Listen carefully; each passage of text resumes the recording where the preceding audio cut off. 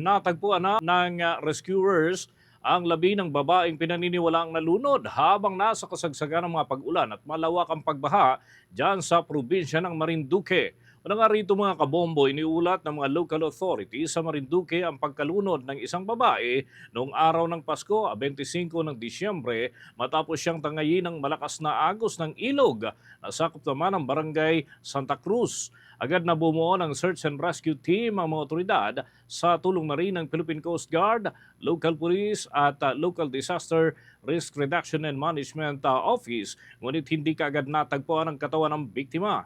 Matapos naman ang ilang serye ng search operations, tuluyan ding natagpuan ang naturang labi ilang metro o ilang kilometro ang layo mula yan sa lugar kung saan ito natangay. Ayon sa Philippine Coast Guard, Southern Tagalog, tinangka ng biktima kasama ng kanyang asawa at anak na babae na tawirin ng maliit na tulay doon sa barangay Baliis nang mangyari ang insidente. Nakaligtas ang mag-ama ngunit hindi pinalad ang naturang babae.